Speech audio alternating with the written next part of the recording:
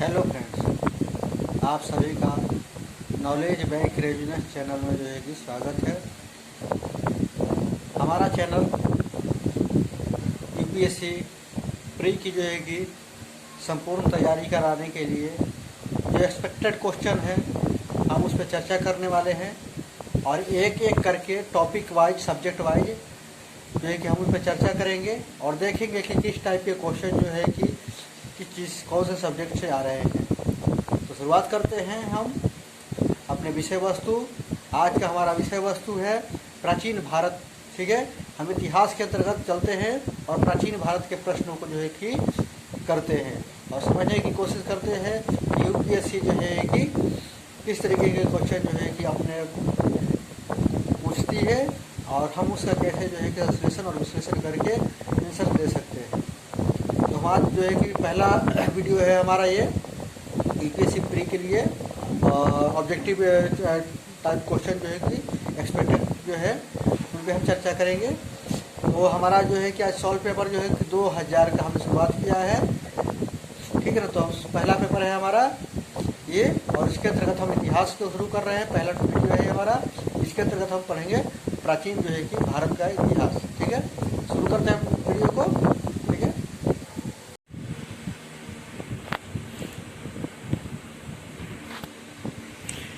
हाँ तो hello friends, अब हम शुरुआत करते हैं इतिहास का जो है कि सॉल्व पेपर 2000 का और हम आज शुरू कर रहे हैं प्राचीन भारत का इतिहास। ठीक है, तो पहला क्वेश्चन कहता है सिकंदर के हमले के समय उत्तर भारत पर निम्नलिखित राजवंशों में से किसका जो है कि शासन था।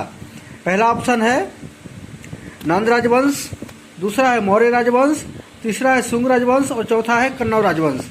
इसका सही उत्तर है नंद राजवंश। ठीक है, अब हम बात करते हैं क्वेश्चन नंबर 2 की।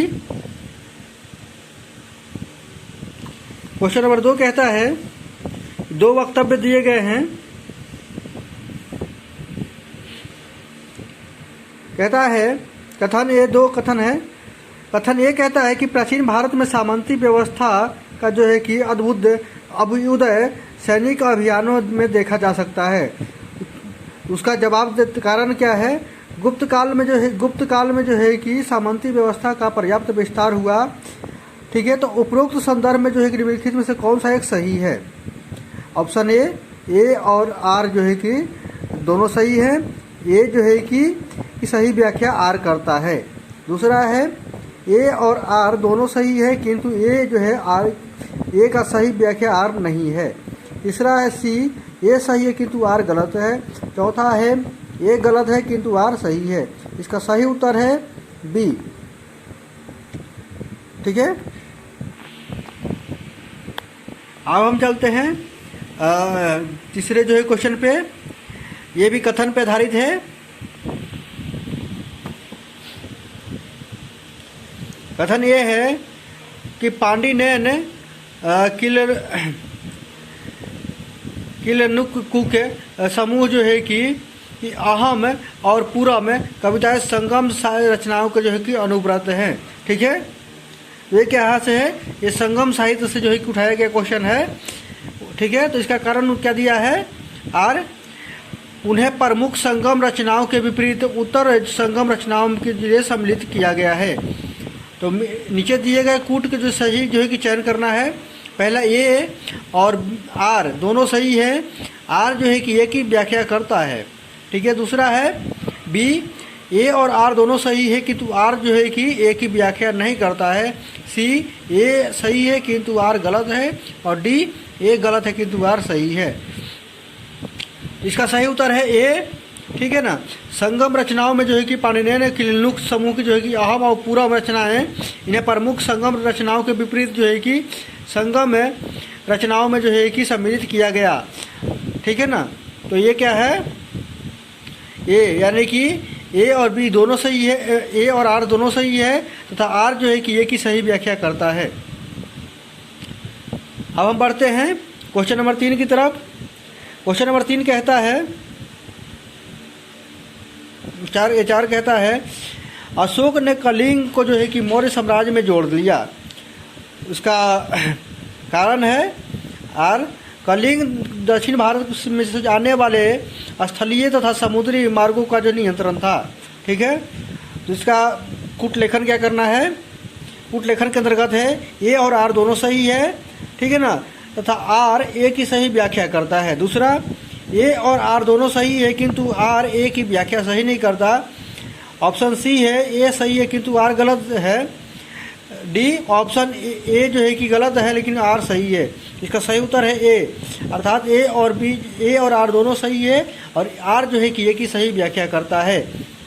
ठीक है, क्योंकि प्राचीन काल में भारत में जो है कलिंग महत्व भौगोलिक एवं जो है कि सामुद्रिक व्यापारिक दृष्टिकोण से अत्यधिक था। इस कारण से अशोक जो है कि कलिंग अभियान का उद्देश्य जो है कि समुद्री और स्थलीय जो है कि मार्ग पर अधिकार करना था। अशोक के जो है कि उसके प्रवर्ती तथा पूर्ववर्ती शासकों ने जो है कलिंग को जो है कि क्या किया, नियंत्रित करने के लिए प्रयास किए।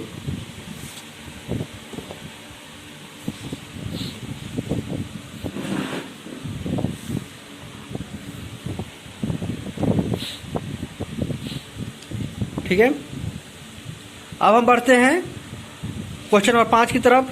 तो कहता है कि प्रातः काल में जो है गाया जाने वाला जो है राग कौन सा है। तो ऑप्शन है टोडी, दूसरा है दरबारी, तीसरा है भोपाली और चौथा जो है कि भीमल जो है कि भीम पलासी।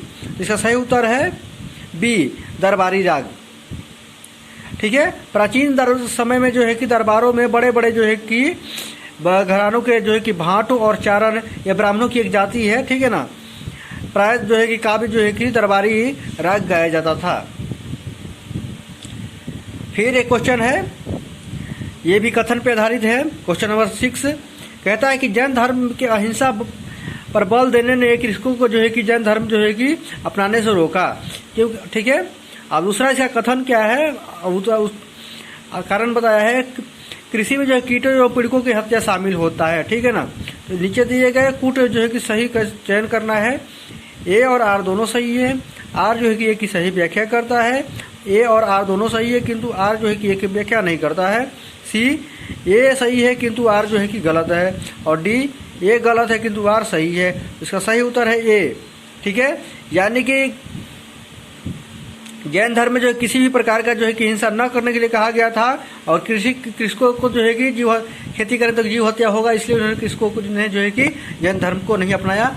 और मूलतः जो है कि बनिया समाज के लोगों ने जो है कि व्यापारी समाज के लोगों ने अपने इस जैन धर्म को अपनाया, क्योंकि वो व्यापार करते थे और व्यापार में जो है कि जीव हत्या की कोई गुंजाइश नहीं होती है, कोई जरूरत नहीं होती है। अब हम बढ़ते हैं क्वेश्चन नंबर 7 की तरफ। क्वेश्चन नंबर 7 कहता है कि भारत में प्रथम बार सैनिक शासन व्यवहार में लाया गया था किसके द्वारा। पहला ग्रीकों के द्वारा, दूसरा शकों के द्वारा, तीसरा है पार्थियानों के द्वारा और चौथा है मुगलों के द्वारा। इसका सही उत्तर है ए, ग्रीकों के द्वारा। भारत में प्रथम बार सैनिक शासन जो है ग्रीक सिकंदर जो है द्वारा लगाया गया था। उसने काबुल, कंधार, हेरात और बलूचिस्तान में जो है कि अपने सेनापति सिलिक्स निकेटर को नियुक्त किया था। ठीक है, इस तरीके से आज का जो है कि हमारा पहला वीडियो कंप्लीट होता है प्राचीन भारत के इतिहास पर।